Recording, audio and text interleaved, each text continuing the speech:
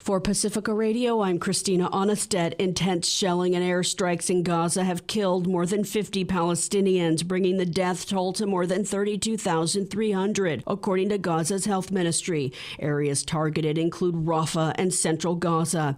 Meanwhile, Israeli forces continue attacks against hospitals Al-Shifa, Al-Amal, and Han Yunis and Al-Nasser Hospital. The Geneva-based Euro-Mediterranean says it's documented Israeli forces setting fire to homes with people inside of them near the Al-Shifa hospital. And there are reports of continued firing of people seeking aid amidst a famine crisis.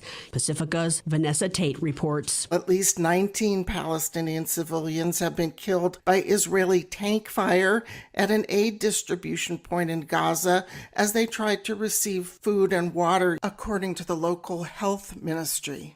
Israeli forces have killed at least 560 and injured over 1,500 Palestinians in recent incidents involving aid trucks. That's according to a new report released this weekend by the Euro-Mediterranean Human Rights Monitor. Famine is imminent in northern Gaza, where catastrophic hunger is widespread.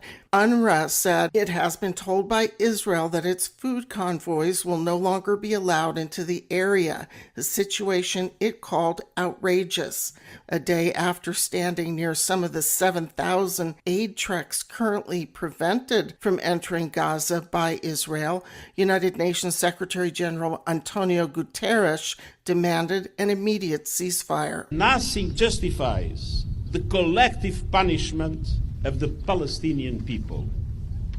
Now more than ever, it is time for an immediate humanitarian ceasefire. I'm Vanessa Tate. Israeli Defense Minister Yoav Gallant is in Washington, D.C. to meet with the Biden administration, where he'll lobby for weapons and discuss Israeli plans for a ground invasion into Rafah, which President Joe Biden has called a red line. Speaking on ABC this weekend, Vice President Kamala Harris reiterated that position. We're looking at about 1.5 million people in Rafah who are there because they were told to go there, most of them. And so we've been very clear that it would be a mistake to move into Rafah with any type of military operation. A mistake, but would there be consequences if he does move forward? Well, we're going to take it one step at a time, but we've been very clear in terms of our perspective on whether or not that should happen. Are you ruling out that there would be consequences from the United States?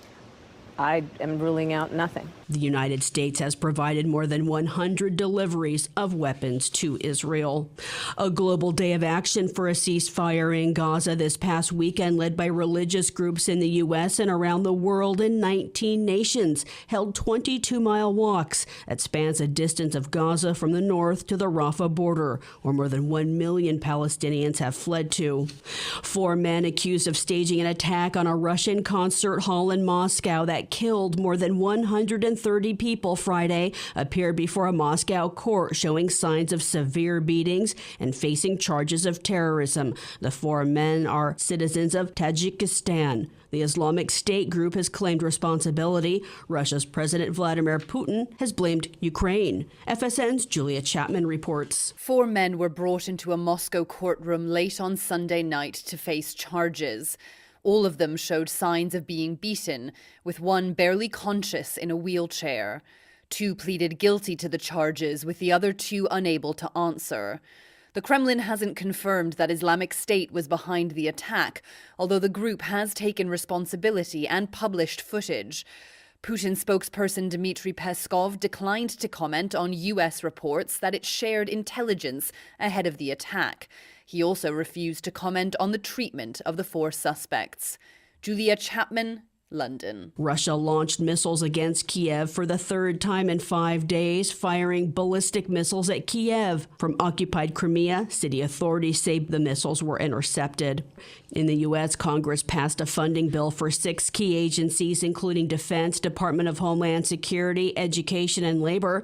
Catherine Carley reports. Congress passed a $1 trillion spending package and avoided a government shutdown. President Joe Biden's signature capped a budget process extended by 6 months and requiring 4 stopgaps. But more than half of House Republicans voted no. Georgia Representative Marjorie Taylor Greene filed a motion to remove Speaker Mike Johnson for working with Democrats to pass it. This is basically a warning, and it's time for us to go through the process, take our time, and find a new Speaker of the House that will stand with Republicans and our Republican majority. Meanwhile, Wisconsin Republican Mike Gallagher says he'll retire in less than a month rather than serve out his term. That'll leave Johnson with a 1-vote margin.